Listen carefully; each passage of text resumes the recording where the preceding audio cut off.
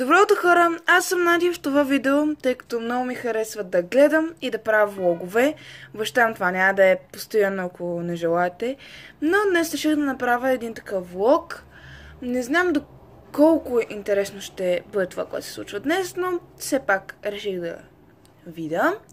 И така, сега отивам на закуска и...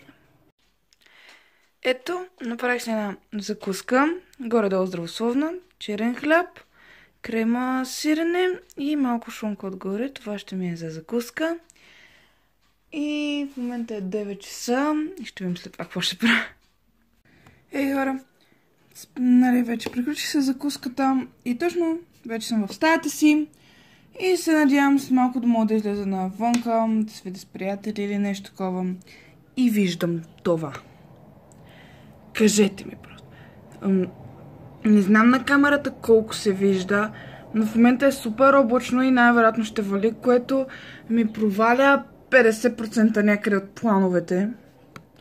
Надявам се да не завали, за да няма такъв висок процент. Но за момента е това положението и аз съм много тъжна от този факт. Добре, че поне ето тук на тепето, да видите, част от тепето ето тук, е някакси по-слънчево в сравнение с това. Тук, особено. Но, разбира се,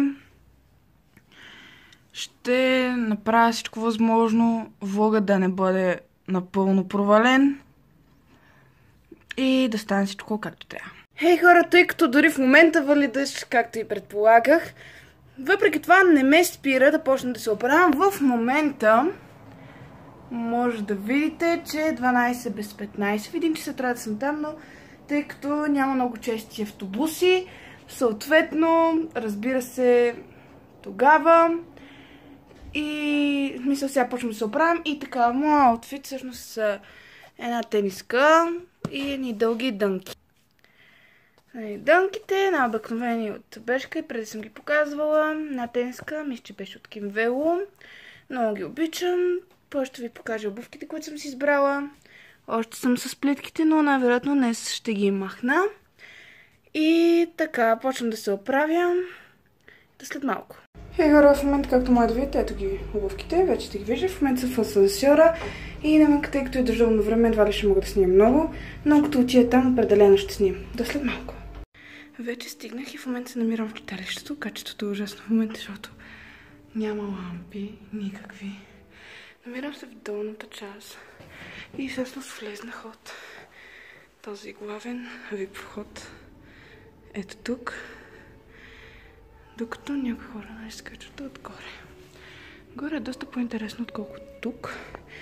Но просто тук е именно и театъра.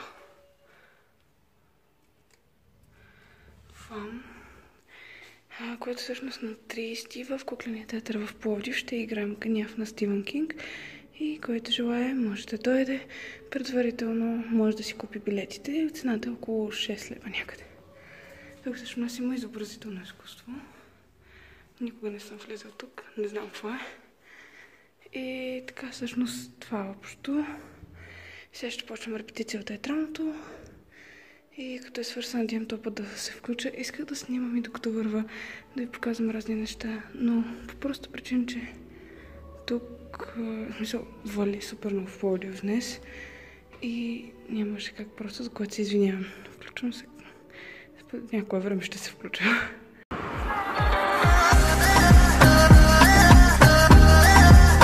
Ео, хора, сега си прибрах от репетицията. Хапнах малко и всъщност се обядвах. И всъщност това е, което правих. Времето навънка отново мога да ви покажа. Секунда. Ето, може да видите. Вече не вали, но може да видите, че е още супер мрачно. Това валеше супер малко, така че не бяха напълно провалени плановете. Мислех да се разхождам, но тъй като повечето се прибираха, съответно аз трябваше да се прибера. Мисля, няма какво сама да се разхождам из центъра. Театралното, на което снимах от предишните кадри, всъщност беше в ОДК, Общински детски комплекс. Навярно тези, които са от Пловдив, го знаят. И така сега ще си чета нещо най-вероятно. И така всъщност до тук ще спра с влога, защото след това няма да се случи нещо интересно. Просто ще седа, ще гледам видеа, някакви такива неща. След това ще обработвам съответно видеото, ще вечерям. И това общо взето, което ще правя. Надявам се този влог да ви е бил интересен. И ако е така, дайте палче нагоре и се абонирайте за канала ми, за да следвате първи новите ми видеа. Също така, в мое следващо видео, ако успея, смятам да направя Q&A, именно въпроси и отговори, така че пишете долу в коментарите, ако ви интересуват някакви въпроси и аз съответно в следващото видео ще ви отговоря. Чао!